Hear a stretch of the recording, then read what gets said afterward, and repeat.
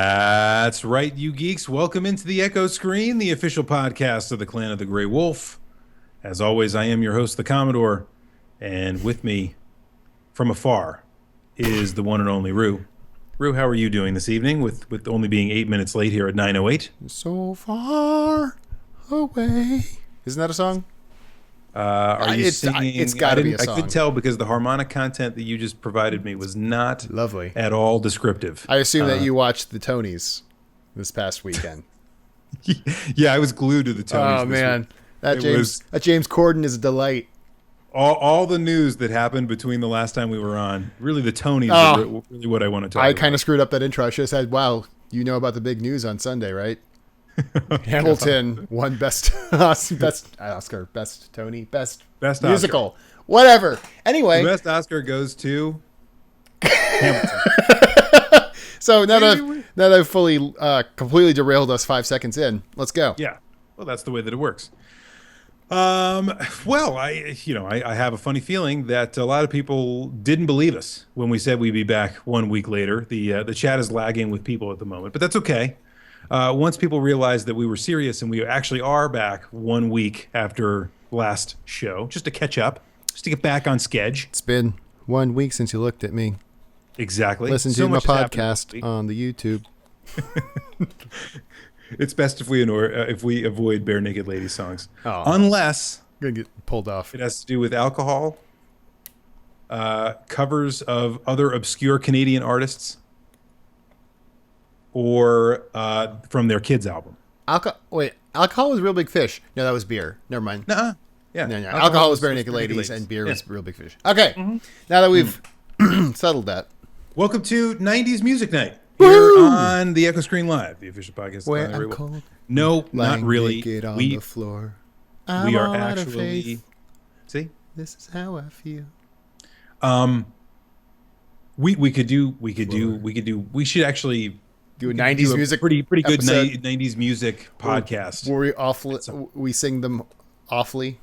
No, we're just going to do. It'll be a whole show of complete stream of consciousness, thinking of 90s songs and singing random lines. That sounds brilliant. I'm the billion hits on the podcast. I think we do pretty well with that one. Yes, or we could talk about E3 in our news and notes, which are coming up shortly. We can do that too. Hey, folks, if you have never joined the program before, or if you have, you know that the program is actually divided into 3 sections. The first of which, as you just hinted at there, Rue, is the news and notes, the tids and bits.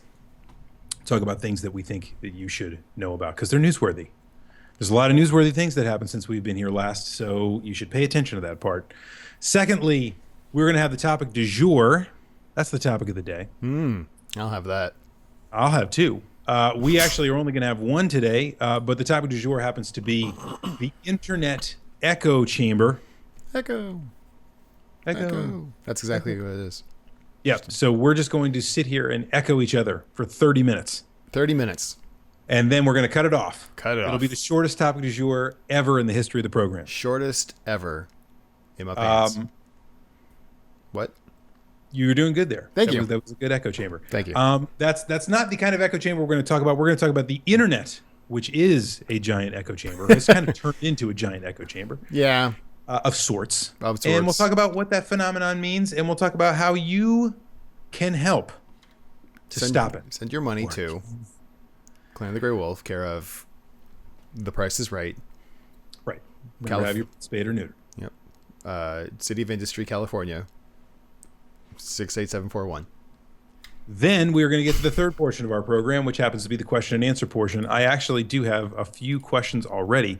If you'd like to ask us a question that we will answer live on the air, all you have to do is tweet at It's the Commodore, or if you're following along with us in chat, if I could get the right preposition, all you have to do is click my name, Commodore 128, send me a private message. I'll take all the best questions that have assembled during the program and ask them and answer them live on the air in the third portion of the program. Okay? Does that sound like a plan? Is everybody on board? Well, we already have an initial question, which I don't seem to recall, but did we talk about this topic before, but with the term bubble? The internet echo bubble? That doesn't sound familiar to me. No, I don't think we did that. I think you're full of crap, Tig. Yeah. We definitely did talk about bubbles before, though. Oh yeah, definitely bubbles. Like We talked about bubbles. we might have been like the internet bubble, meaning, but that was talking about how there's like an upcoming horrible. You mean LinkedIn is not worth $26 billion? Apparently, Microsoft thinks they are. Therefore, they must be. Good. I hope they spend their money somewhere. There you go. Yeah. No. This That was is a not different about kind of bubbles. bubble. This is a filter bubble of sorts. This is a filtered not bubble. As a matter of fact, it monetary has to bubble. do with kind of the way the internet has evolved in our lives from whence it began. And we'll talk about that evolution and whether that is problematic or not. So hang on. But first, we need to get to some tits and bits. For one more day. I'll tell you what. I went first last time because you were frantically searching for something to talk about. That's right. Why don't you go first this time? Because I know what I'm going to talk about. Go ahead. I think we can both say that since it is ongoing, our news tids and bits will involve E3, the Electronic Entertainment Expo, which is currently happening in Los Angeles. I think. Honestly, I've not been following a lot of E3 this year. I'm getting a little. Neither. What is that? Is it we're getting old and crotchety and a little bit crusty? Is that what it is? Maybe.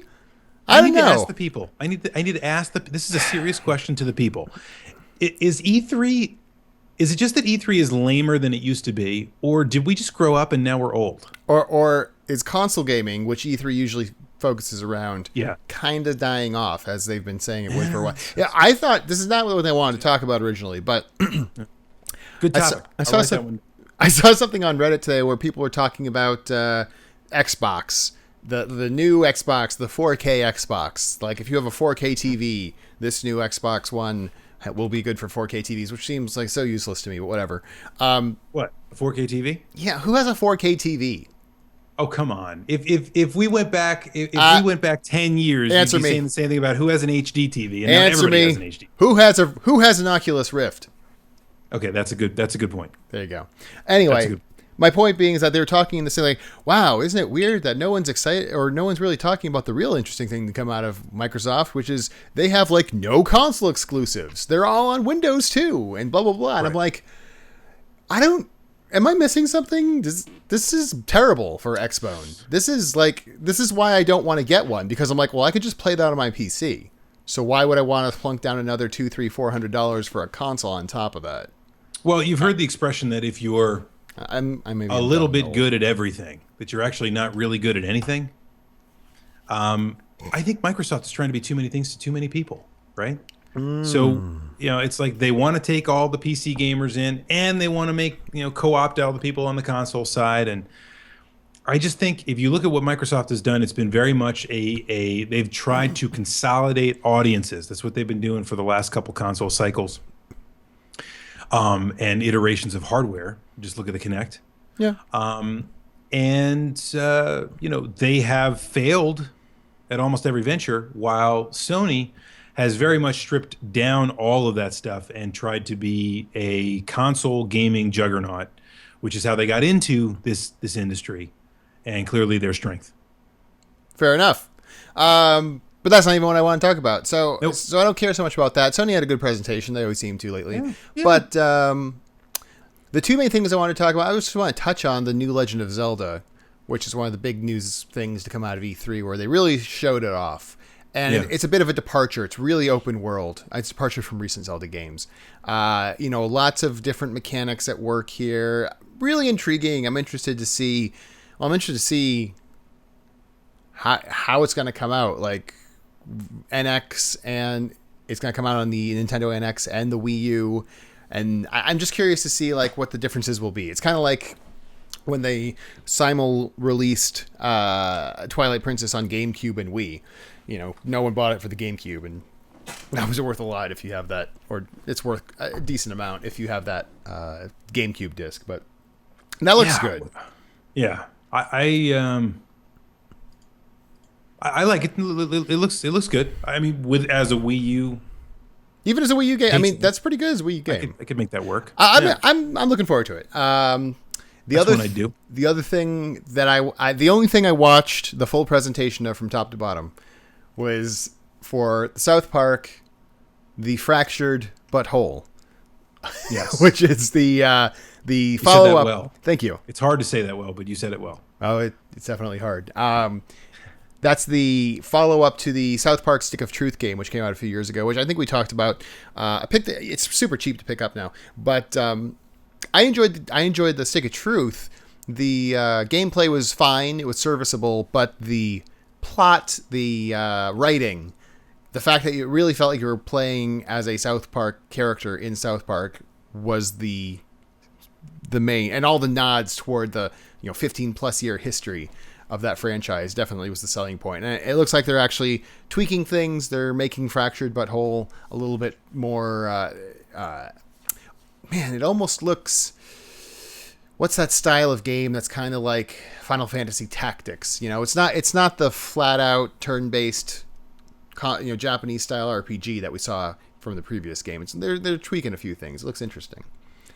But anyway, sounds like it'll be fun. Last time it was like a takeoff on fantasy kind of stuff, and this is a superhero genre, which is prevalent now more than ever since we have about approximately 522 superhero movies being released every month.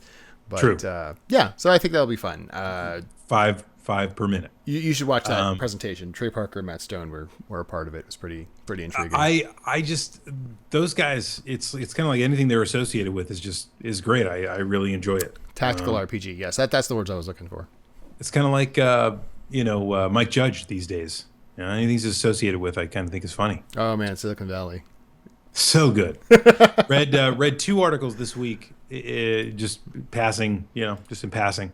But read 2 articles this week. I think one was in Variety about how great I read Silicon Valley is as a show. I think, or no, I read I think it was in Rolling Stone, maybe. I didn't read the one in Rolling Stone. It was a very long article, but it was either Variety or Vanity Fair, one of the two. But New Yorker, really, really good. It would have been the New Yorker, actually. I think it was the New Yorker. Yorker, maybe. New Yorker. Yeah. Anyway, regardless, it's a really good show if you're not watching Silicon Valley on HBO. It's right after Game of Thrones, which we haven't even talked about, but. No, we haven't talked about it at all. But I mean, what is there to really talk about? Next week is going to be the big week. Well, we all know that Game of Thrones episode 9. 2 seasons left. 2 seasons, or sorry, two episodes left in the season, so that's going to be big. Anyway, but also 2 seasons, so that's cool. Yeah. All right, so that's good. A lot of E3 news. I'm going to follow along in that path with my tid and or bit, which is something I'm pretty excited about. So, as you know, we talked about VR on this very show before. You and I both kind of feel, to a certain extent, like VR. We are VR troopers. 3. We are not reality. Sorry. Neither one of us believe that VR is necessarily the inevitable future of gaming. No. It's intriguing. In fact, it's more probable that it's a gimmick and nothing more. It'll be an interesting footnote in the history of gaming, at least at this point, I think. Like 3D TV was, for example. 3D. Or remember? Well, no, that was a thing a few years ago. Was 3D gaming? Yeah. I think we went to PAX East 2 or 3 years ago, and it's just like, look at all the 3D gaming you can have, and it's like, never mind. No one ever did any of that. Yeah.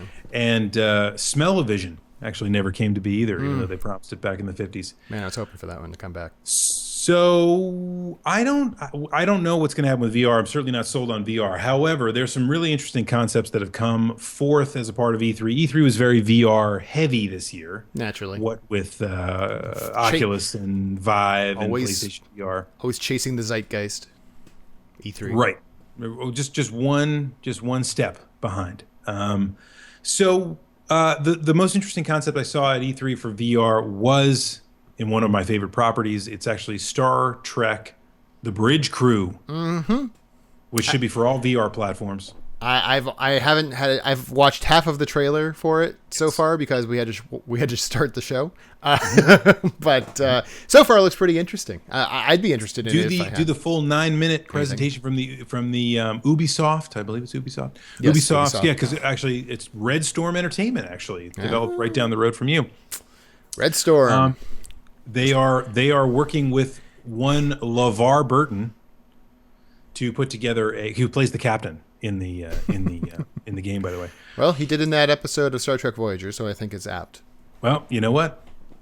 Let's do it. It's canon. So this is an interesting concept. A few years ago, actually many years ago at this point, you and I played Artemis, the bridge. What did they call it? Bridge Bridge simulator. Simulator, yeah. Yeah, Which is fun. which is fun game, interesting. And there's But there's it's a, all there's a few competitors to it now too, even. So Yep, and so interesting concept where you can have either through net play or locally, you have a bunch of people that have their PCs or their devices, which are their consoles, and they're all playing unique roles to succeed in certain missions or tasks that you would see in a Star Trek episode or something like that, right? right. In this game, it's all in virtual reality, and literally 360-degree view for the entire bridge, and you have a captain, you have a tactical, you have a pilot, you have engineering, you have It's Star Trek. communications. Yeah, I'm trying to think. I think there's 5 roles, and all those 5 roles play a part in everything you do, and you have to work together. No one's more important than the other to collectively work through scenarios. So what you're saying is, this is basically just like when we joined an AOL chat room in the late 90s and took places in our stations in steering a starship through various episodes. Now you In our know minds. why I'm so excited. Because you're a giant dork. Because I saw this and I went, "This is it. This is the full embodiment of our ultimate geekdom from the 90s." Yes. And there have been some good games that have come out simulating the bridge experience. I've talked before on 16-Bit Gems about Star Trek Starfleet Academy for the Super Nintendo, which was also released for PC. And then Bridge Commander came out a little over a decade ago, which was also a pretty decent PC title in its own. I don't know if you ever played that one. Heavily moddable. It's a fun game, No. even today. No. But So- it's the next step. That experience is what we're trying to get at, and I think this one does it incredibly well. If you watch the briefing from E3, you'll see kind of this genuine happiness on LeVar Burton's face. One of the comments that he made was He's so happy. that when they were on the show, it leaves a lot to your imagination as an actor, which it always does, right? But basically when they're all sitting on standing on the bridge and they're looking at what you would imagine would be the view screen, they're really just looking into nothingness and trying to pretend that they see what they see.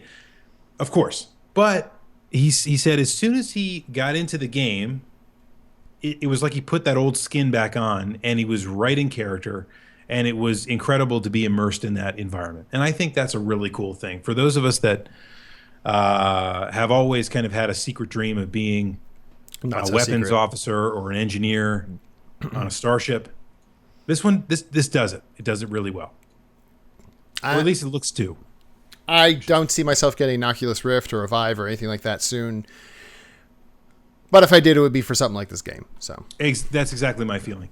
I'm more of a Gen 2 person, not a Gen 1 person. we'll see where it goes. I mean, we might be eating crow in a couple years Yeah. with this whole VR But like I say, thing. But I'd be happy to do that because the second generation of VR is going to be a heck of a lot better, and it'll probably be cheaper. I will say Oculus is starting to piss some people off. First off, with its Facebook connection in general, but then also this thing, Yeah. which we didn't even talk about, I think. But No.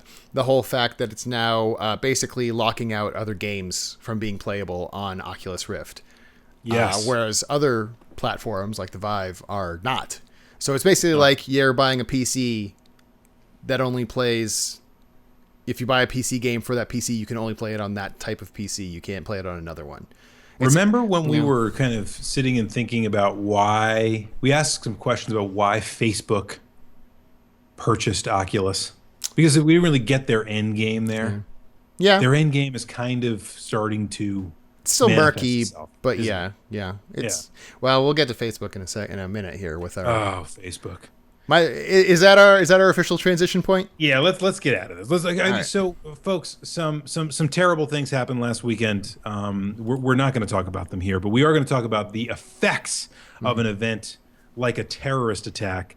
And I think it's important for us to move on to the topic, which happens to be the echo chamber that is the internet. So, why don't you give us, in your opinion, kind of what the internet has become and why does it represent an echo chamber, and what do you mean by that? Okay, so when the internet comes out, in the 90s. Not the internet, the World Wide Web, when internet access became pretty prevalent in the 90s.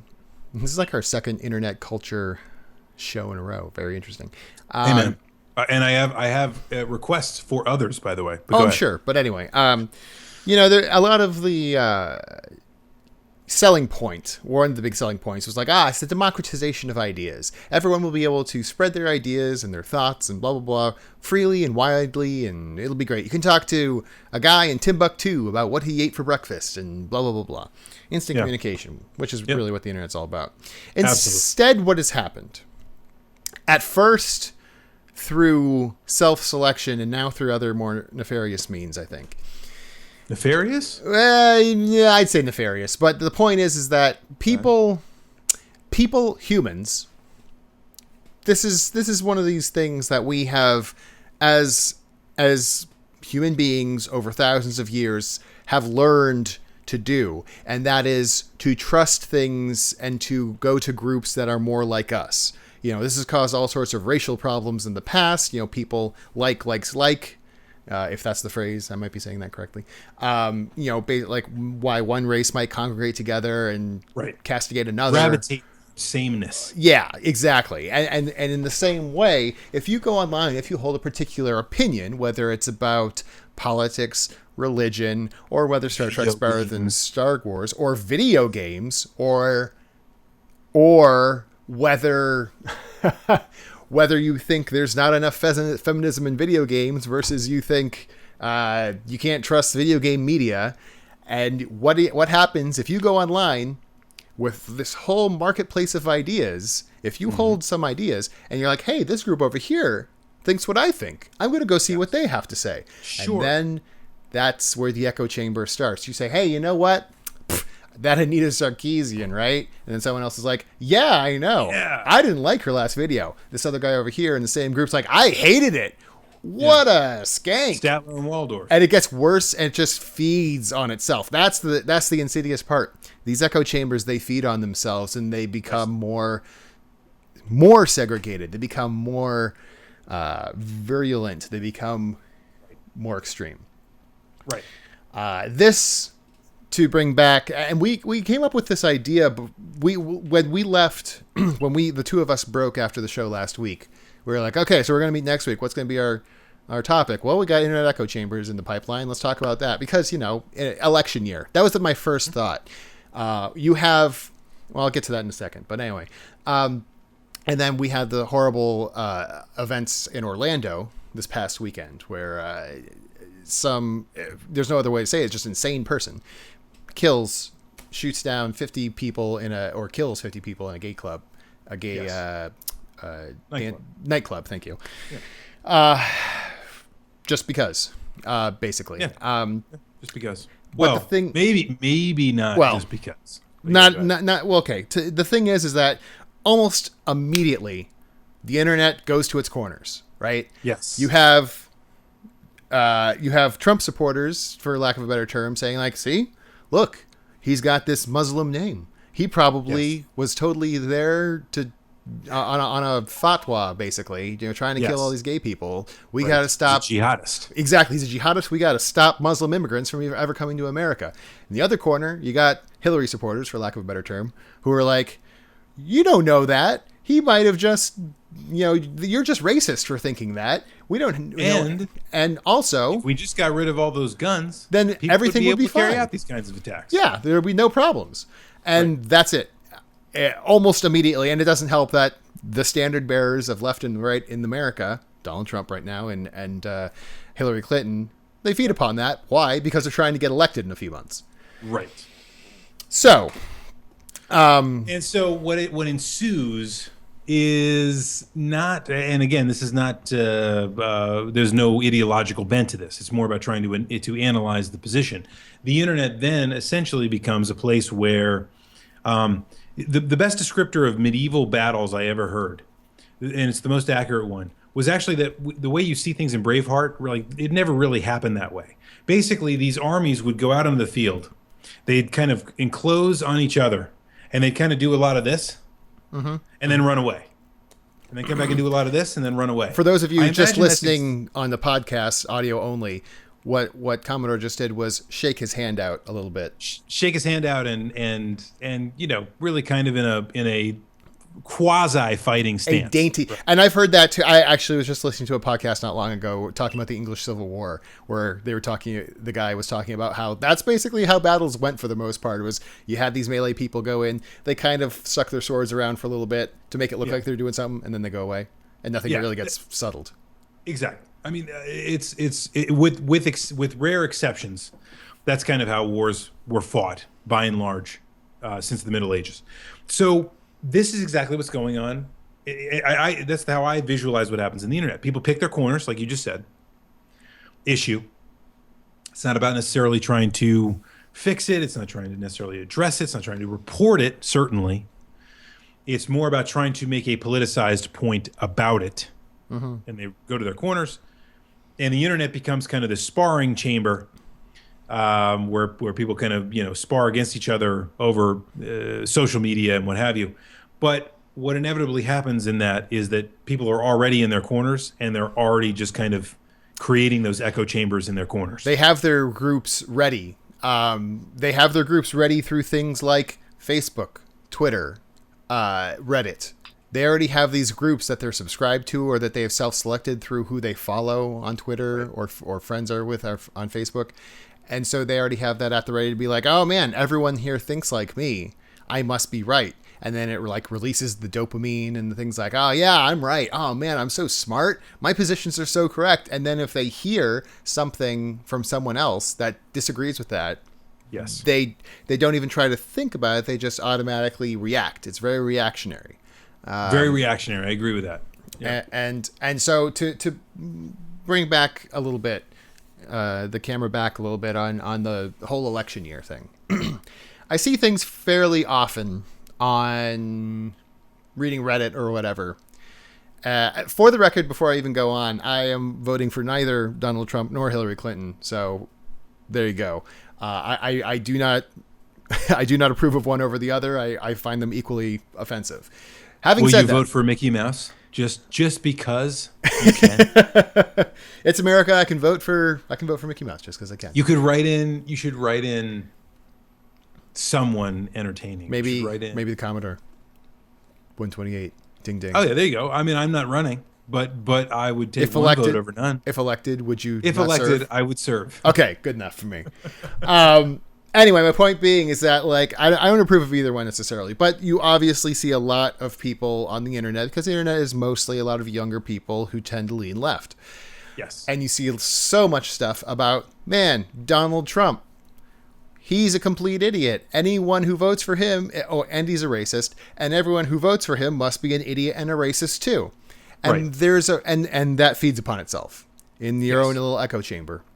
Yes. And not that he's not a blowhard, not that he doesn't say a lot of stupid things, but to not try to even understand why someone would vote for somebody that you disagree with, I think is very detrimental to a lot of things, to the functionality of a country or even the human race. You know, it makes it too easy to put those person in the other category.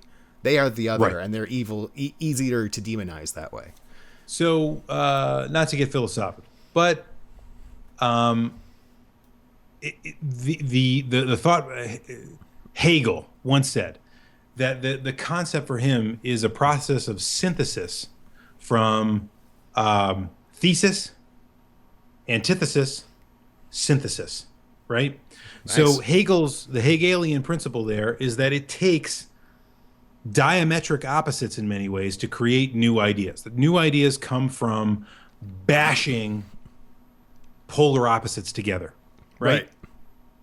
The internet, in many ways, is a great example, was supposed to be the prominent example of how the global marketplace of ideas would immediately, and then throughout time as well, show itself to allow every opinion to have its say and to have the ultimate Hegelian synthesis.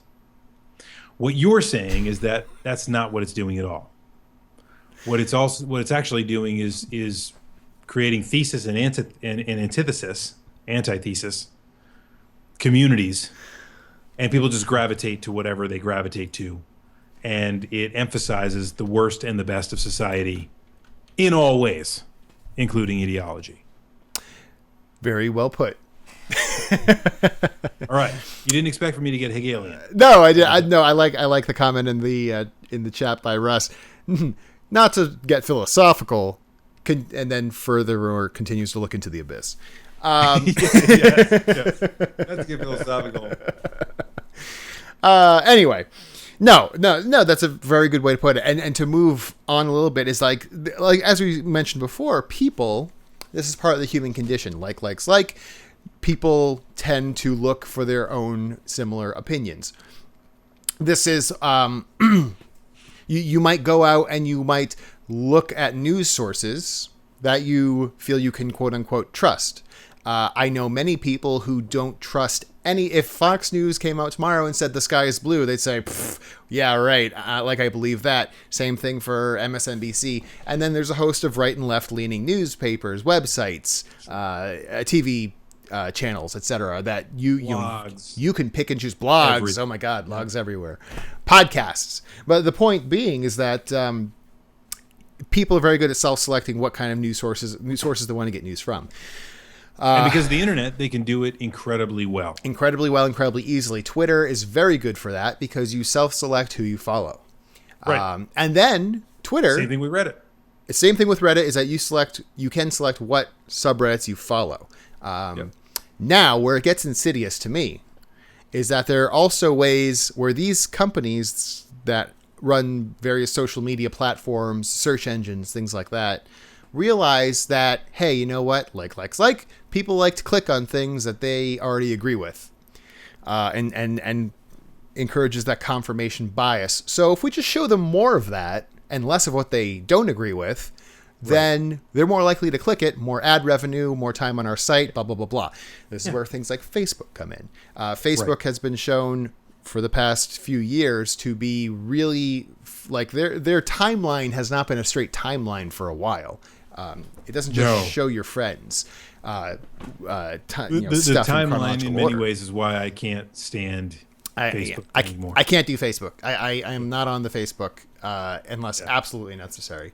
Yeah. And because Facebook's like, oh, you click this link to the Huffington Post a few weeks ago.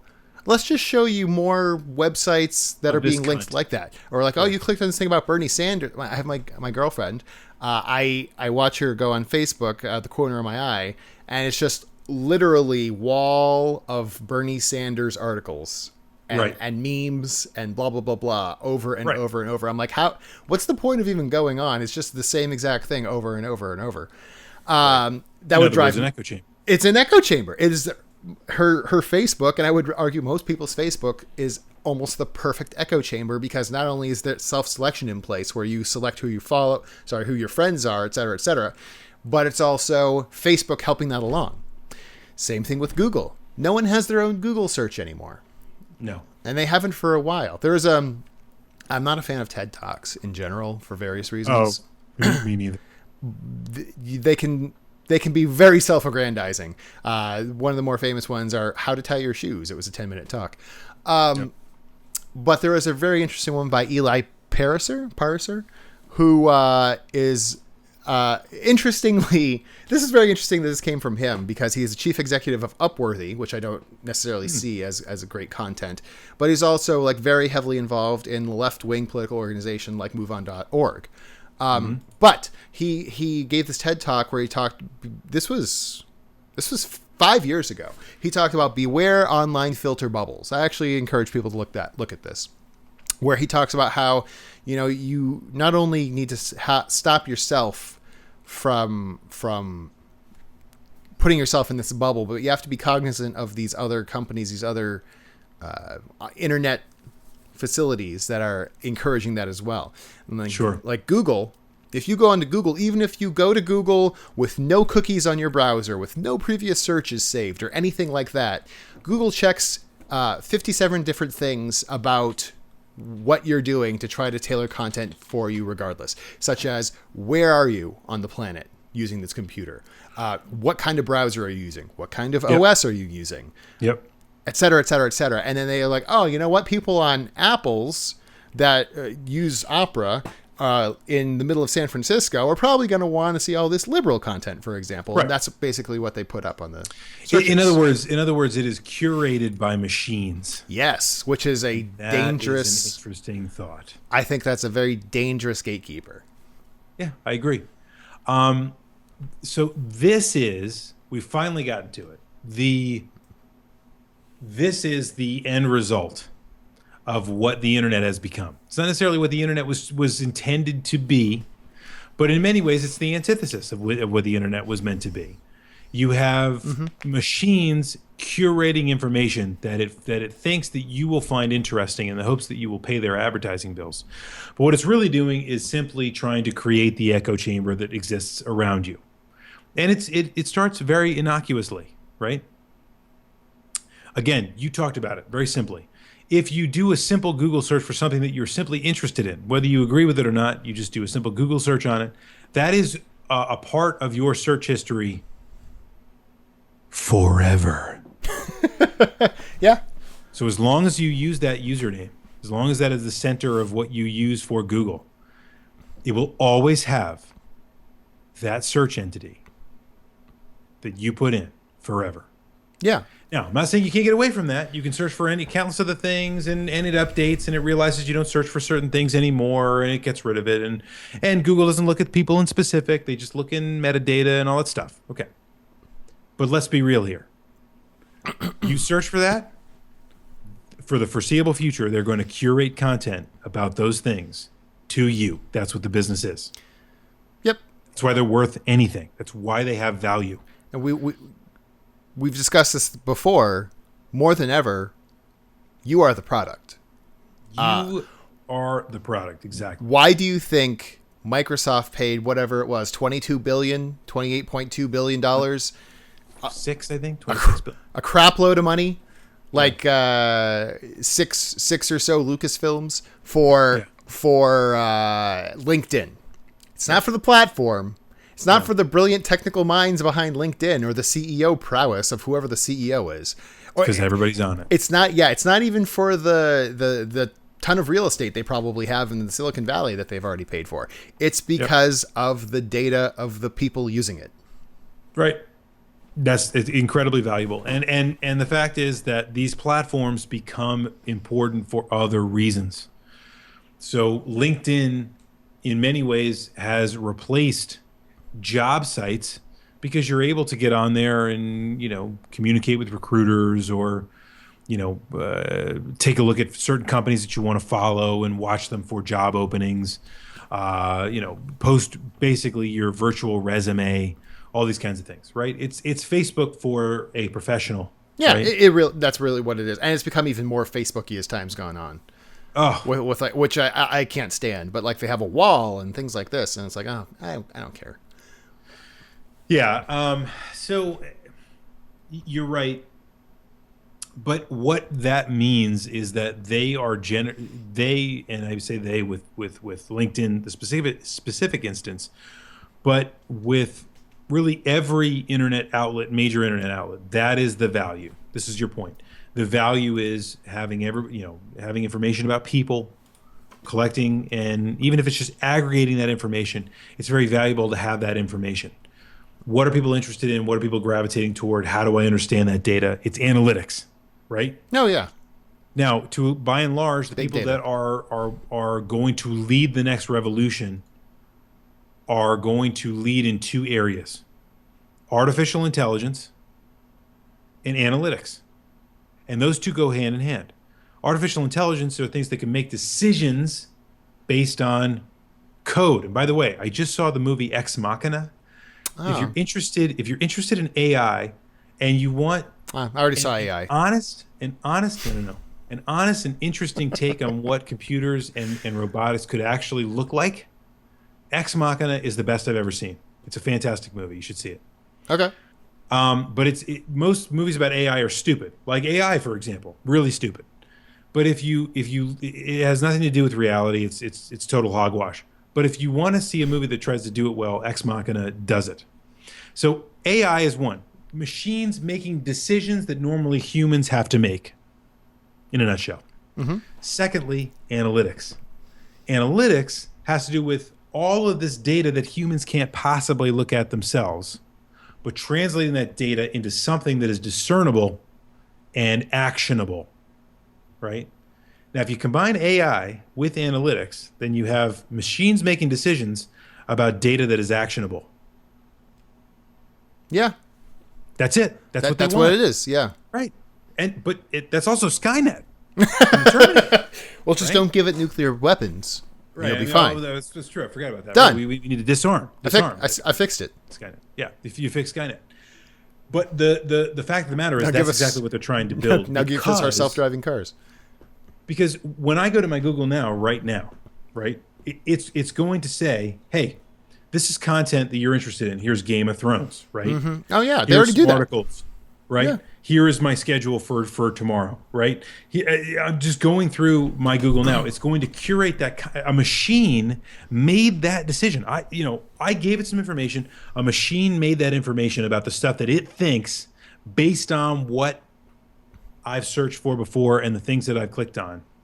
These are the things I'm interested in right now. And that's why Google is perhaps the most powerful company on the planet.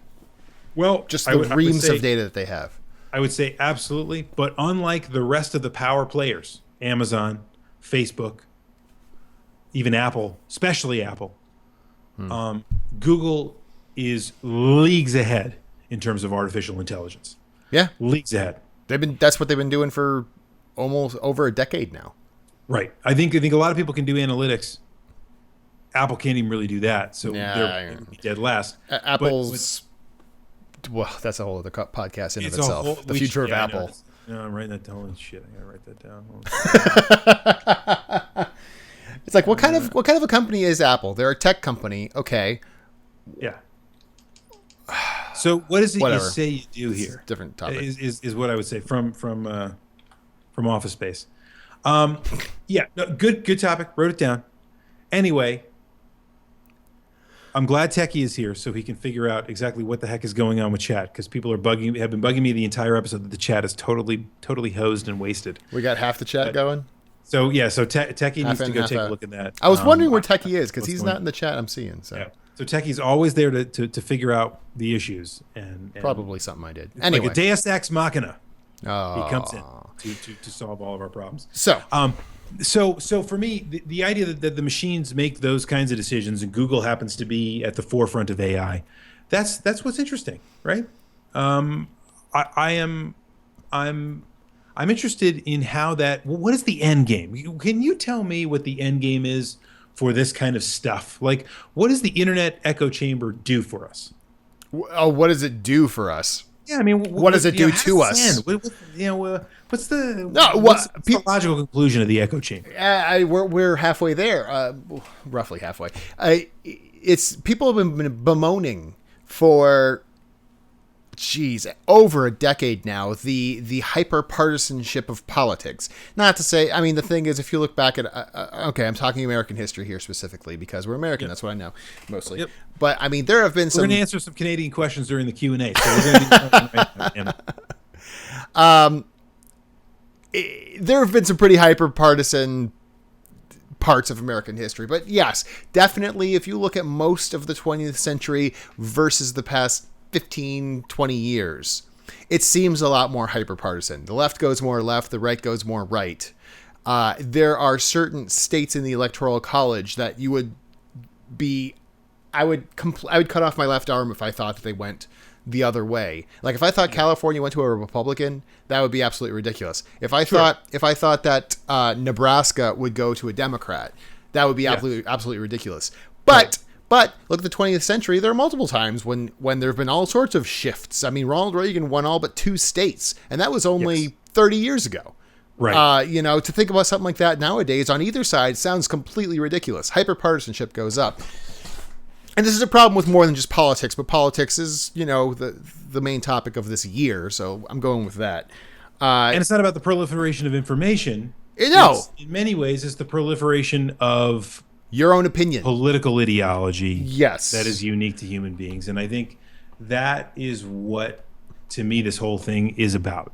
Yes, political the internet ideologies is nothing but a reflection of the best and the worst, and I would argue in many cases it's mostly the worst of humanity. And it is extremely good at encouraging and what's the word I'm looking for? Radicalizing beliefs Good you word. already hold. Yes. Why does something like Gamergate explode in such vitriol on both sides? I don't know. What Meanwhile, in the world if would I, cause that from such a little thing? Meanwhile, here's the thing. Video games. So you know my position here. But if I walked into a bar and I sat down and right next to me, Anita Sarkeesian sat next to me, we could share a drink, shake hands, and have a conversation, an intelligent conversation about what's actually going on in the video game industry. And neither one of us would die, and neither one of us would probably yell, and we'd probably end the evening with a shake of a hand and walking away, right? This is, to me, I mean, you can't share a drink with people on the internet. That's what I'm really saying. You can't have a beer summit? Hey, you can't have a beer summit. I am saying that. However, what I'm really, I guess, saying is that we've lost some of that. In our internet age, we've lost some of what we used to have in terms of being able to really work out the Hegelian thesis, antithesis, synthesis. Yes, and so what that does in the end is causes people to become more radicalized. I'm going to reuse that word. And they go off into their own little corners, and they just become more violent toward each other with words on the internet, because that's the easiest, but then also with actions. There have been some violent actions against people. There are, why in the world would you attack someone outside of a political event unless you thought that person who is running for president will literally bring about Armageddon, which, let's face it, is ridiculous. Almost no matter who is running, at least in America, right. There's checks and balances against that kind of thing, people. But anyway, the point is, why would you punch someone in the face because they have an opposing political viewpoint? Really? I don't know. So I don't know. But that is the internet age we live in today. It is. And so this is a cautionary tale for all of you, dear viewers. The internet's not going to do anything to help you break out of this confirmation bias echo chamber bubble. All right. Yes. Facebook's certainly not going to do it. Google's not going to do it. As much as I like Google, they're not going to do it. No. Twitter, they're too Reddit, lucrative without it. Exactly. It's not in their interest to help broaden your horizons. So you have to try to understand if you hold a particular opinion, doesn't matter if it's politics, doesn't matter if it's religion, doesn't matter if it's video game console of choice, you need to try to see it from the other person's perspective. That's an old saying, walk a mile in the other person's shoes. People, by and large, are not evil.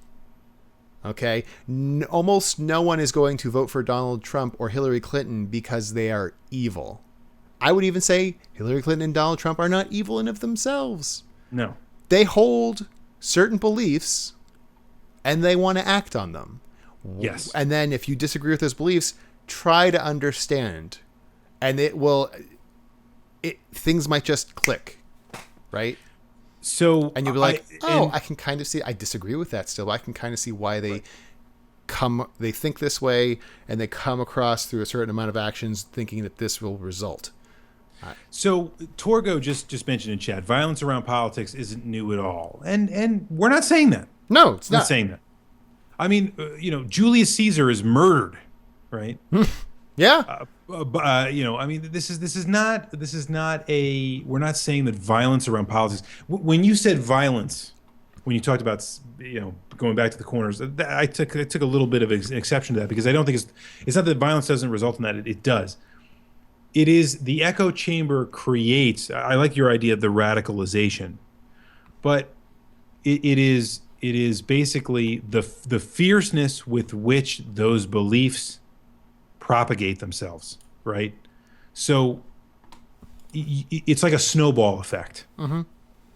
If I begin with a certain ideological positioning and then I go into um, the echo chamber, all of a sudden that snowball gets out of control, and pretty soon my feelings are my feelings, and I'm screaming about them. Not necessarily violent, not necessarily hurting people, but they are screaming inside of me because I am a part of the echo chamber phenomenon. By the way, it's great to see you all. Thank you all for joining us in the chat. We now have double the chat served size. Everything. Thank you. So, all of a sudden, bang! Everybody's here, and everything's great. So, welcome and thank you for joining us. But you only missed chatting on half of the episode, 3/4 of the episode.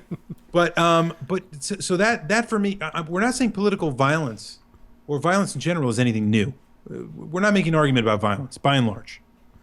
What we're saying is the internet has created an easy environment for people to radicalize or otherwise ignore positions that are not their own. Yes.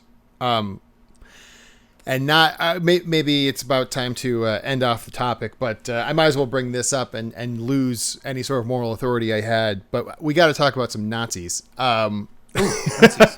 Only because, you mean the internet's favorite topic? Yes, and bringing Stephen up Nazis Colbert means even talks about Nazis on his evening program now. So you can talk about Nazis anywhere. Stephen Colbert. His evening program. Okay. Yeah. I'm not awake anymore for those late night shows, so I call them evening programs.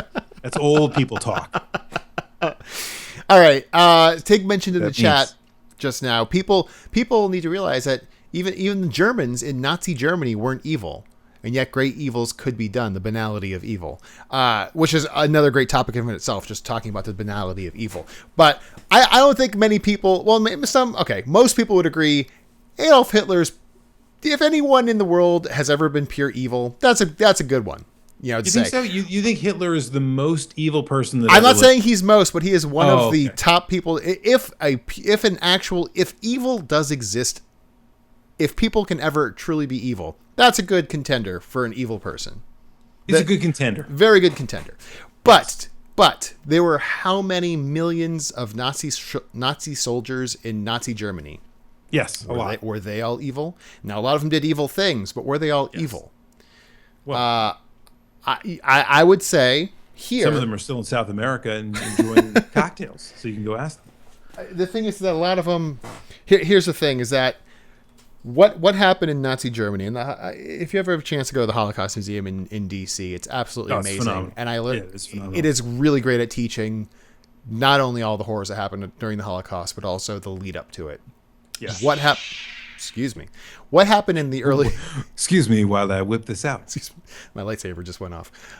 In the early 90s, in the early 30s, the Nazis come to power in a minority government, basically. And through a series of events, wind up basically making it illegal to not be part of the Nazi party. Yeah. Becomes an echo chamber. Yes. It becomes the demonization of an other, being mostly Jews. Right. This is how scapegoating. And I'm not saying that the internet's going to cause another rise of Nazis. I'm just saying, this is the kind of stuff that can lead to really horrendous acts on the part of a group of people or individuals.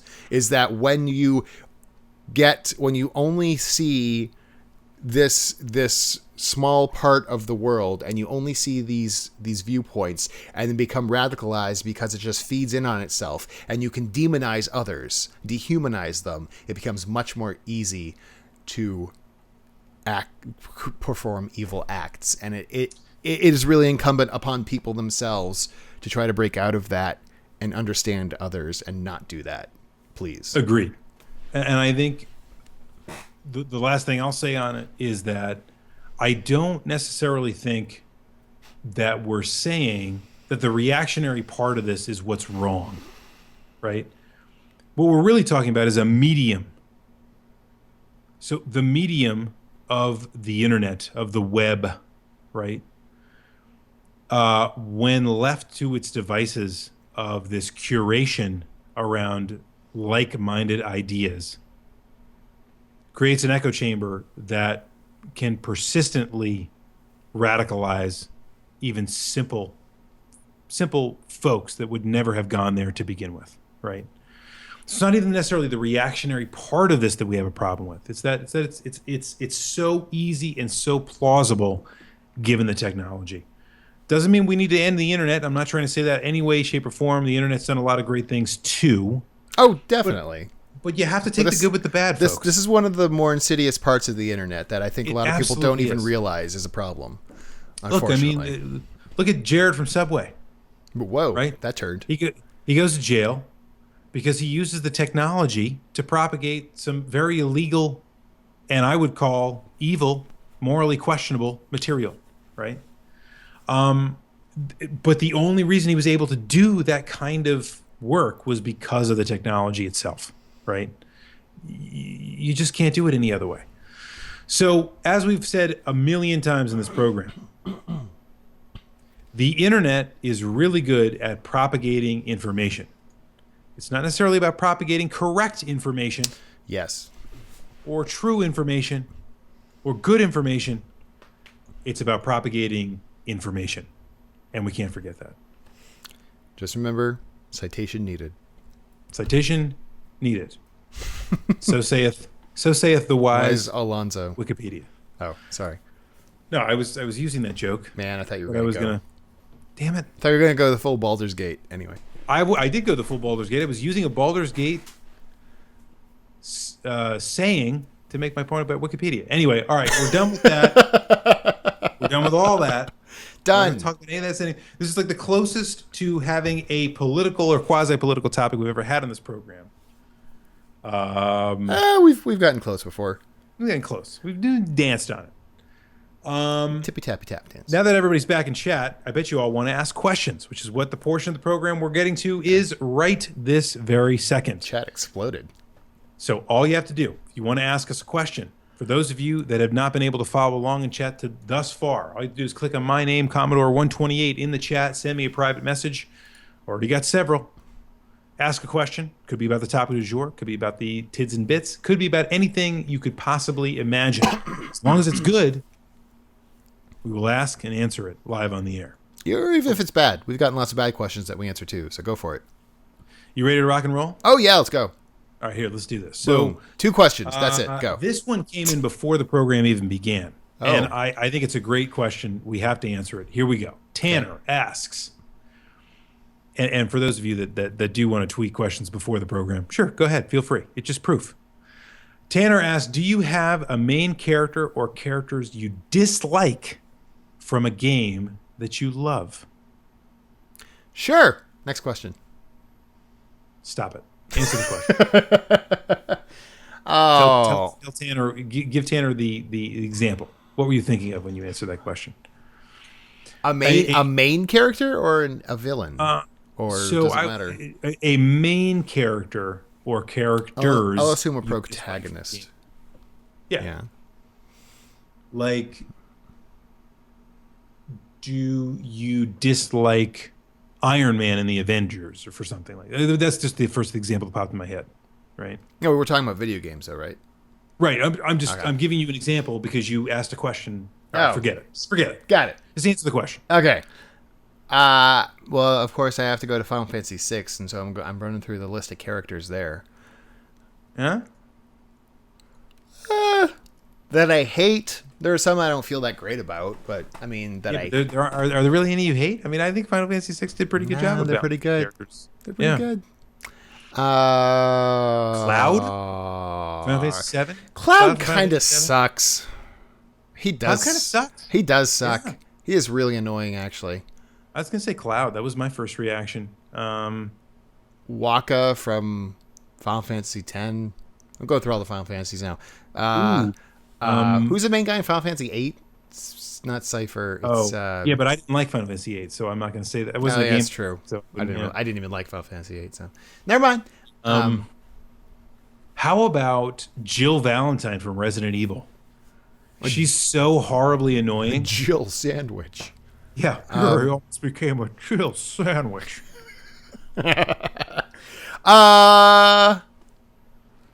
I don't know. I guess she's what's wrong with Jill Valentine? She's so annoying in that game. Oh my god, so annoying. Yeah, Squall sucks in Final Fantasy VIII, but Final Fantasy VIII sucks anyway. Um, Yep, that's the answer. yeah, the dog and duck hunt.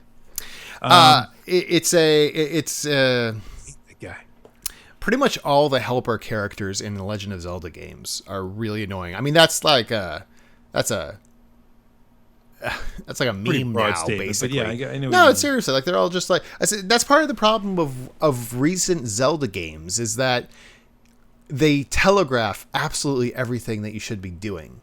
And that's part of I think they're hopefully getting away with the new Zelda with more exploration instead of hey, don't forget that you got to do this. Here's your directive over here. 2 minutes Right. later, by the way, don't forget about this. Shouldn't you be doing that? Hey, Quick don't start you? to go this way. Yeah, Yeah. Mega No, I know Man, what don't you mean. forget to press A to jump, Mega Man. Stuff like that. Yeah. Thanks. There you go. Yeah, I agree with that. I agree with that. All right. All right. I like that question. That's why I wanted to ask it first. Okay, so let's see. Let's go to Brandon, who asks, "What is going on with the video game years '90s? Big fan of the podcast. It's got me back more into gaming. They probably should be more back into gaming there, Brandon. But what's going on with the video game years in the '90s? What's going on with that? You part of that? That's a good question. No, You like that? it's in hiatus, basically. I really don't have much more information than that, unfortunately. This is where my expertise would come into play, where I ever called upon video game years, because the '90s happens to be my specialty. Yeah, 90s is the one that everyone wants to talk about, right? So, Exactly. It's not. There's probably a good reason why you shouldn't probably. There are various reasons why it's been put on hiatus. I mean, like I've obviously been not very active with online stuff outside of this here podcast. Pat's been working on his book, which just got released, I think, officially, or is about to be released. He's been working on that pretty hardcore for over a year, so he hasn't had a lot of time to do it. The other producers are also busy with a lot of their other stuff. So, I would love for it to come back. It would just take something to be the impetus to get it going. So, but I've heard a lot of good feedback on that. So, Nice. All right. And we're glad to be bringing you back into gaming, because retro gaming is the way. Yeah. The more I watch E3, the more I enjoy playing DuckTales on NES, which I played extensively this week in my spare time. Oh yeah, and Pat may have said that it's canceled, but I'm always more of an optimist. I like to say shelved. So Yeah, there you go. That's good. indefinite hiatus. So Anuvong asks, what video game would you guys think would make the best stage play? Now, this is a very unique question. We haven't gotten this one before. Stage play. what game? Video game. Stage play. Wow. See, this one to me would gravitate toward the more simplistic of video game arcs, like say Prince of Persia or Super Mario Brothers. Super Mario Brothers could be a stage play. I don't think that would could be a make stage play. you Although could make a Super Mario Brothers stage play. as interestingly and it took me years before I read something on there to note this, but the fact that Super Mario 3 is set up like a stage play. Have you noticed that? Well, I mean, the freaking intro is about the curtain rising. I never realized that. It's like curtains, like everything in the game looks like props. That's hilarious. It's awesome. Oh, boy. Miyamoto. He's so clever. You know, but no, it's funny. It's true. I didn't realize that for a long time either. And then I don't know why, but it just popped into my head. I was like, oh my God, look at this. This is all just a play. You know what I'm going to say is Braid. I think that would be an interesting stage play. I always felt that had the gravitas of a stage play. It seems like something you might go see. Maybe. I just love Braid. It's such a calming Braid would make an game. excellent stage play. I agree. There you go. It'd be fun to watch about the nature of human emotions and our histories. Yeah, I'd see that. How about Eek the Cat? The the stage play? Based on the video game, of course. Based on the video game, not the show. I think you have. I think the video game marathons have turned you into a sadist. No, a masochist. Yes. Which one is the one where you Masochist. like being hurt? You're a masochist now. Masochist, I think, is when you hurt yourself. Yes. Right? Well, Yeah. or you just like being hurt. Sadism, I think, is just the You like general hurting. love of pain. You let no. Sadism. It's like the Marquis de Sade. You kind of get off on yes. causing pain. Right. It's. Right. I always think of. So I had that backwards. Sadomasochism is one where you enjoy inflicting pain upon yourself. No, I think sadomasochism is the interplay of one who likes causing pain and one who enjoys receiving pain. Yes. And I always think of the scene from Little Shop of Horrors, the movie, where you have Bill Murray as the masochist and Steve Martin as the sadist. Because he says in his song, his mom, some always called him a semi-sadist or something like that. Or, anyway, that's how I see, remember that is a mnemonic device. There you go. That's fantastic. Now I will never forget that. Anyway. Here's a deep question. You ready for this one? Yes. The Jake Ott asks, can you guys speak on the possible relationship between Rue's suggestion about radicalization provided by the internet and the human desire for homogenous groupings? Perhaps how the two feed each other. Yeah, that's a deep question. I mean, I kind of touched on that earlier. It's like, I feel that, well, not that I feel, I think there's been lots of studies that have been done, and I feel I've read summaries of that.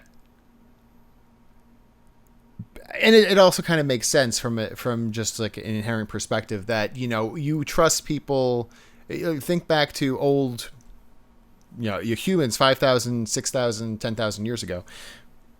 If you are in a group of people that look like you and act like you're going to trust them more. Kids do this too. They kind of gravitate toward people or other kids that are kind of like them. And that's basically tens of thousands of years of conditioning that has been burned into the human brain. And it's only in the past 50 years, really, that things like or not homogenization, but heteroization? Heterogeneity. That's a good word. That's where diversity has become not something to be avoided, but something to be encouraged. Which is why it's like a buzzword. Like I honest to God watched the Tonys the other day, and literally every other. I'm absolutely sure.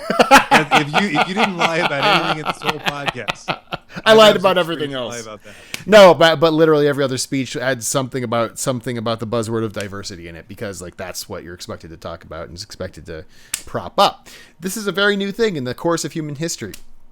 So even though people, even people who proclaim diversity don't necessarily follow that. It's like, yes, we love, and you see this on college campuses quite often, where you have a group, because mostly left-leaning people on college campuses, they're like, we want diversity. But by that, we don't necessarily mean we want to hear from opinions on the right, because they're wrong. Or really, it's not really necessarily right or left. It's more about positions that are counter to, whatever our positions are. Right? We're not necessarily interested in. No. I was just using that particular example, but you are of course right. Yeah. So even it's like the very obvious things of like in modern Western society, it's like, hey, you shouldn't be a racist. Like, that's obvious. Hey, you shouldn't be sexist. That goes without saying almost. But people still find other ways to find an other, to find a group to join and not like another group. And the internet makes that easier, because you can find, if you like blue marbles and you live in a town full of people that have green marbles, wow, it's really hard for you to find a group to radicalize yourself in or just join and be a part of. But you know what? Hey, that internet will tell you can find people with blue marbles all across the world that you can talk to about how much you love blue marbles and how freely available at all times. And how talk about blue marbles. Those green marbles are just wrong. They just have that horrible sickly shade, and you just want to smash all those green marbles and blah blah blah blah. And then They're so ridiculous, etc. Yeah. No, I got you. I agree. I think we're looking at something that very much, like you said, is ingrained into humanity. The internet just enables it. That's all we're talking about. It brings out, as you said, the best and worst in humanity. And what's interesting is to think of whether or not that changes the dynamic globally of how people have opinions. And, does that mean that we're perpetually going to stick in our camps and just fight it out at this point, fight it out amongst each other? Kind of a scary thought. To add some levity to this, Millennial Falcon asks, as a Canadian, which is great. We'd answer some Canadian questions. That's a great name, by the way. Yeah, I know. Millennial Falcon asks, as a Canadian, what is the best crappy American fast food I can get when I go to the US of A? Now, that could be taken a few ways. Do you mean like... I don't think he means bad for you. Okay. I think he means crappy as in like it is like really bad food. Like this is processed garbage, but yes. I love eating it kind of stuff. Well, is it that you love... we need the Millennial Falcon to potentially clarify. And it also depends on where you're going in the U.S. because there's some regional food. Sure. So all right, let's go with that. So some garbage food that you enjoy for now. So do you mean bad for you, or as in it's actually bad, but it's still enjoyable? Like, for example, like I would place a difference between like if I were to go out and say like, man, I really want a chicken sandwich and it's fast food. I could be like, I'm going to go to Chick-fil-A and I'm going to get like their, whatever it is, $4 chicken sandwich. And that's going to be the best darn fast food, bad for you chicken sandwich there is. Or I can go to McDonald's and pay $1 for their chicken sandwich, and it's like, this is super processed. Just popped out of the microwave. It's super processed garbage, but you know what? I still enjoy it. Yeah, but I really wanted a chicken sandwich. Yeah, I mean that's a good question. All right. Well, why don't we answer both angles with that? So let's say the food that's genuinely horrific. And then the stuff that's just enjoyably we might be overcomplicating the question. I think so too. Yeah. But go ahead. That's why I say just answer both, because it's not going to take some of the best fast food I think you're going to find. I already mentioned things like Chick-fil-A, things like Five Guys Burgers and Fries is really good. Mm-hmm. I really like them a lot. Off on the West Coast, you got In-N-Out, which I finally tried last year. That's actually pretty good. Kind of lives up to the hype there. Yep. I know Texans claim Whataburger is awesome. I've never tried them, though. In the Southeast, you have Bojangles, which has the best chicken biscuits. The best. They're dangerous for you because they're so good, and you can eat. They're so good. You can inhale it, and boom, there's 800 calories all of a sudden. Yep. I actually like Hardee's and Carl's Jr.'s burgers. They've gotten really, a lot really better good than when we were kids. Yes. Yeah. We don't have them here, so I haven't had one in a really long time. But so now let's talk. So if you want to ingest pure garbage, Hot Pockets are pure garbage, but I still enjoy them. Hot Pockets are so bad. Hot Pockets. Any sort of microwaved hamburger or chicken sandwich that you go to the store and you get and you bring it back. And it's like that tastes like Papa John's got a hamburger on a pizza. Now he's got a cheeseburger on a pizza because people were apparently pissed that he got rid of his hamburger on a pizza. I think you'd be proud of me. I can't remember what the context was. I went with a friend. We were out and we were at a place that is known for serving buffalo wings. It's like Buffalo Brothers or something. Yeah. And he gets a salmon salad, a grilled salmon salad. I'm like, you're the kind of guy who would go to McDonald's and ask for a hot dog. Yeah. You don't go which they have hot dogs at Burger King. And that was brought up, and it's like, no, I wouldn't eat that. I used to have the hot dogs at Hardee's before Hardee's became part of Carl's Jr. and then they did their own thing. First off, to answer, I think Torgo asked a question a little while ago. Have we tried Tim Hortons? I feel this is an important question from the Canadians. The answer is yes, quite often. Yeah. Coffee's good. The coffee is good. Food, not so much. Donuts are good, though. The donuts. It's the same with like Dunkin' Donuts, though. Like their food's you don't really want to go to Dunkin' Donuts or Tim Hortons and get a sandwich. It's just not going to be that good. not good. They're gonna have good coffee. They're gonna have good donuts. Yeah, But really, Dunkin' Donuts is pretty garbage food. But I would say that like a Taco Bell, for example. Taco Bell is the best crap food. Is so good, but it is so terrible. Yes. I think that's the winner. I think that's got to be the winner. I think it's winner. But here's the thing. It's not pure garbage, but it's like one cut above pure garbage. But it tastes so good. It does. Like it is satisfying, like something you have never had in your life. You pay $1 for like a half-pound beef and Fritos burrito. Okay. Yep. And we're changing all our answers. Go to Taco Bell and get like a grilled stuffed burrito. And realize that you haven't lived. And then go back to Canada and pretend it never happened. And then you will die shortly thereafter. What? Yeah, well, no, you'll get Chipotle away. Oh, Chipotle is good though. Chipotle's delicious. That's what you should try. Chipotle away is someone from South Park. But these things must be in Canada, right? But maybe not. Okay, so if you want to experience the best, right? If you want to experience the worst, you go to Taco Bell, and then the opposite is Chipotle. I love Chipotle, and they're really high quality. Yeah, it's Chipotle fast food, but I guess it is. It's fast. Come on. It's fast food? It's fast. It's fast. Yeah. What is it? It might take one more minute because they're making it in front of you. It's either they're making it in front of you or they're making it in the back. Same thing. Whatever. Yeah, sure. Yeah. All right, whatever. You realize Chipotle just had to like shut down half their restaurants for like E. coli. Yeah. You know what that means? Whatever. Shorter lines for me. Really good. Yeah. All right. Let's do this. So I was gonna say Taco Bell has Rose, to be in Canada anyway. As she always does, gave me a cavalcade of questions to ask. Cavalcade. So I will have to select one because that is the game. Okay? The game here is that she makes a prediction. I'm sure in her mind she makes a prediction as to the one that I'm going to pick, and then I actually ask the one. So here we go. From the 6 questions that were asked, here is number 5: game or movie that has most surpassed your expectations of it. Ooh, I know you'd love that one. I might have to go movie because I'm having trouble. I'm sure there are games that have surpassed my expectations, but I can't really recall anyone that were like super big off the top of my head. No, but there's a ton of hype around most of the video games that we played all of our lives. That's the thing, right?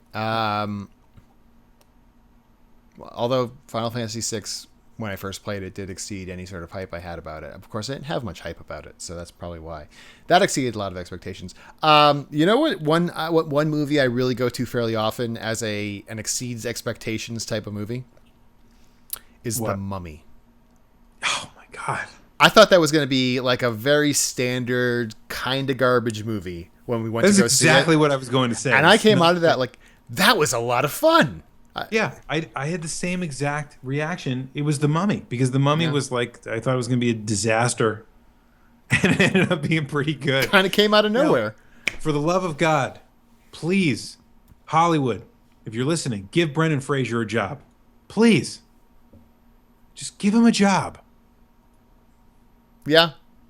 Okay. Well, did you see that thing on Reddit today about how Bollywood movie has now hired him as the villain? Oh no, I haven't read that, but that's phenomenal. Brendan Fraser. I like Brendan Fraser. Damn it. Yes. I like Brendan Fraser, and a lot of the stuff I've seen him in. The best thing he's ever been though was Scrubs. I think he had a turn for a few episodes in Scrubs. Encino Man. I never saw Encino Man, but I guarantee he was better than Pauly Shore. You've seen every Pauly Shore movie. You've seen every. I cannot stand Pauly. I have seen more Pauly Shore than I ever would like to admit, though. Jury Duty. All right, that's what I was thinking of. I was thinking of Jury Duty. Oh, that movie. Oh, Pauly Shore. Why is he funny? He's not. If you're ever mad about Adam Sandler, just think of Pauly Shore. Pauly Shore. Pauly Shore. Where did that come from? I don't remember why we came up with that. Pauly Shore. I have no idea. We were trying to curse something, and we came up with Pauly Shore instead. It's a good curse word. All right. It is. Gizmo's Game Lounge asks, with Horizon being in development, do you believe we will have more positive female leads in video games that do not have to be overly sexualized to become popular? Oh. Should I let you handle this one? Gizmo's Game Lounge, you are my new favorite follower of the program. This happens to be. Wait, who's your old favorite follower of the program? We need to know this for the records. I have many. Nope, you had to have one. Choose. Well, I mean, I would choose Psychopath. Psychopath. Yeah. Sorry, you're out. Come on. You're out. Come on. This happens to be the very topic of my master's thesis, and it is in many ways why I think Anita Sarkeesian's research is bupkis. Ooh, you because used the B instead word of with Anita Sarkeesian. Well, because if instead of focusing on the negative, we should be focusing on the positive, right? And there are some very, very good female examples.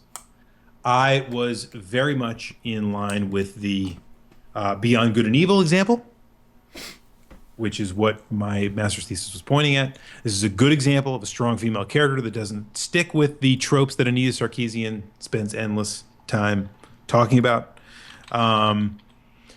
The other one that I think is really, really good that I'm very excited about that did not sell well in its first iteration is Mirror's Edge. So Mirror's Edge Catalyst. Mm-hmm. That was an interesting shot. Faith is a really great character.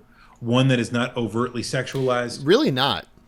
Really not at all. And I think that's one of the reasons why it didn't sell very well, because it's not, I thought it sold okay though. No, it was pretty much a commercial failure. It was bad? Okay, never mind. Yeah, it was pretty much a commercial failure. I'm kind of amazed they're making a second one, but the second one's going to be a lot better. But I think there's two reasons why that game did not do well. One was, and the primary reason in my opinion, is because of the combat system. So yeah, that was kind of emphasized garbage. Not having gun combat, and then you got guns, and it was a gun combat game. Well, it's not a first-person shooter, and it never should have been. So it was almost like they were conceding that you couldn't make a game without being a first-person shooter, and I thought that was pretty much a bad thing. And the other thing was that the Faith is not hyperly sexualized, right? She's just not.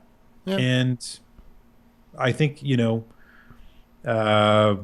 the Sega game for Nintendo? The Sega game for Nintendo? Yeah, the Sega developed game with the female character who's overly sexualized, famously. Tomb Raider? That's not a Sega game. Metroid? No, the one where they give you the first one when you buy the second one, which was a Wii U exclusive.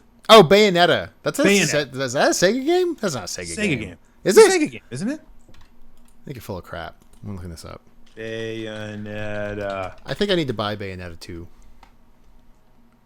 Sorry, it's published by Sega. Platinum Games developer. Jerk off. I told you I knew what I was talking about. Published by Sega of America. Distributed by Sega. Yeah. Yeah. Published by Nintendo. Suck it. So the point is, thank you. See, Sonic Rose eventually answered Bayonetta. If Faith was modeled like Bayonetta, I guarantee you they would have sold better. But it would have been a very different game. And I think it just goes to show you that positive female, role models in games don't necessarily sell all that well, which is why people gravitate away from them, right? It's going to be a long time before you see certain genres adapt a female as a protagonist. But I think Catalyst does a great job of that. I think Beyond Good and Evil does again. Horizon. All these games are incredible in my mind, because they put great positive female role models out there that aren't hypersexualized. But by the way, we make movies that do the same exact thing. So, and movies are popular, and they do a good job, and they have beautiful women in them. It's okay to have a game that has a beautiful woman in it. And tropes are called tropes because they are commonplace in the way that we tell stories. If you have a beautiful woman because it helps you tell a story, that's not a bad thing. So I got a question. Sarkeesian. Yeah, go ahead. How long have you hated women? Exactly. So now we're getting into the echo chamber. Yeah. Well, this is Echo Chamber Live. Took us an hour 25 minutes to get to that little nugget gem. You mean 7 years to get to that point? Okay, so I'm giving you two more questions. All right, here we go. You ready? Yep. Broccolope, who had to put his 8-month-old to bed. My favorite vegetable. Is it really? Broccolope's your favorite vegetable? Oh, yeah. In light of the new Zelda announcement, how wild is your breath? It's a little wild at the moment. Yeah, it's a little wild at the moment. I might have eaten some peanut butter on toast with garlic powder on it earlier tonight. So yeah, it's a little wild. By the way, if you've never tried that, it's surprisingly good.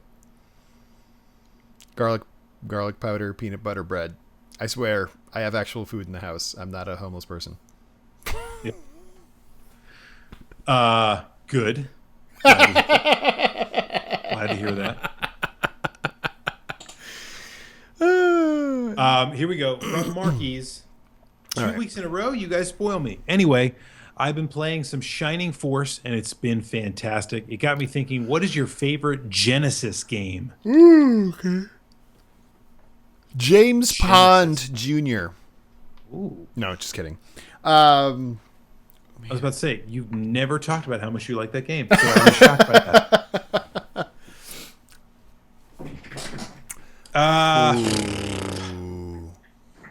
Streets of Rage 2. I was going to say Sonic the Hedgehog 2. 3 best-selling games for Genesis. You ready? Number 1, Sonic the Hedgehog. Number 2, Sonic the Hedgehog 2. Number 3, you have any guesses? Streets of Rage. Aladdin for Genesis was the 3rd best-selling game on Genesis. Did you know this off the top of your head? I watch a lot of stupid videos. Oh, well, yeah. Okay.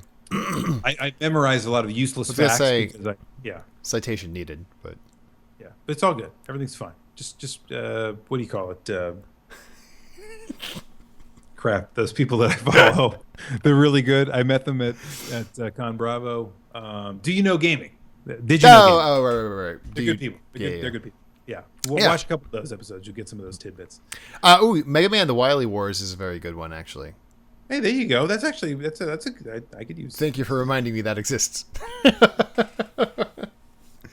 Streets of Rage 2 it's just fantastic. It's better than Streets of Rage 3. Streets of Rage 2. Streets. I'm all excited now too. Because on RetroPie you can load the Beats of Rage engine. Beats of Rage. Beats. That's how it goes, right? Beats of Rage engine allows you to load user content of created beat-em-up games. Boom. Including the Streets of Rage amalgamation, which is all 3 Streets of Rage movies or games into one. Anyway, bare knuckles in Japan. Streets of Rage. Okay. .com. We had an excellent program this evening, despite folks not being able to connect to the chat. We apologize. Yeah, Techie kind of hit on it. He's like, "Wow, we touched on like the hottest hot button issue being the election going on this year, and it didn't devolve into craziness in the chat." So no, I see, but this is because we don't. Yes, I like the fact that we're not part of the echo chamber. We're just the echo screen. We're just analysis paralysis. Poorly named programs. Yes, we are Analysis Paralysis, otherwise known as the Echo Screen Live. So thank you for tagging along with us tonight on Analysis Paralysis, otherwise known as the Echo Screen Live, to talk about the Internet Echo Chamber. If you have suggestions about future topics, I've alluded to the fact that several people have given us their thoughts. We've got them in the pipeline. We're going to get to your ideas. If you have ideas, just let us know. It's the Commodore. That's how you can tweet me. At @Rue_COTGW for you. Let us know. Is there a topic you want us to hear about or talk about? We'll talk about it. Let us know. All right. We are a bi-weekly program, by the way. We're not going to do this whole weekly thing forever. So don't get spoiled. Yep. You asked me. I said no. I tried. I know. So instead, we are a bi-weekly program. So when do you think people could potentially come and see us next time? I guess in theory that would be Wednesday, June 29th, 2016, where we're going to be talking about Hitler and how he liked garlic 90s on music. His peanut butter. Hitler and how he liked 90s music. And peanut butter sandwiches with garlic. Peanut butter sandwiches with garlic and bananas. Yep. All All right. Yep, that's it. That's it. That's the whole topic. We're banking on that. All right, folks. Well, thank you for being a part of the bi-weekly program, the Echo Screen Live, the official podcast of the Clan of the Grey Wolf. For Rue, I am the Commodore. And until next time, remember, there is no reset button. Do do do do do do do do do.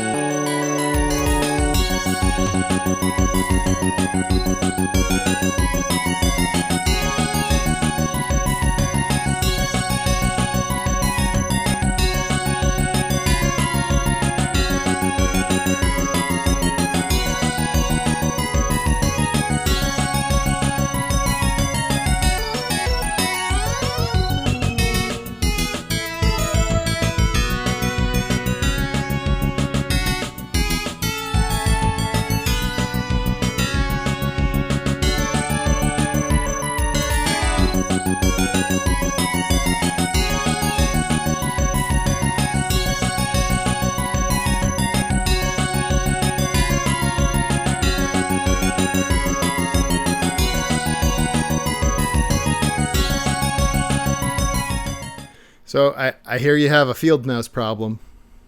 I do. I need some cats. I got a cat right here. I'll give him to you real cheap. He works for peanuts. I don't need him to eat peanuts. I need him to eat mice. Oh, I thought you said you had a peanut problem. Oh, no. Rodent. Rodent is what I was trying to say. Rodent, not a peanut problem. Let me confer with my my client. Okay. Take your time. He said you can F off. Oh, okay. He doesn't like mice. No, just peanuts. Okay. He loves How about peanuts. chipmunks? How about chipmunks? They're cute. He prefers peanuts with garlic powder on them, though. Any interest in woodchucks? Can they chuck? Could they chuck wood? I haven't asked him. I'll go find out. Thank you. Please do so. Get back to me. Don't call us. We'll call you. I don't know what the hell that was.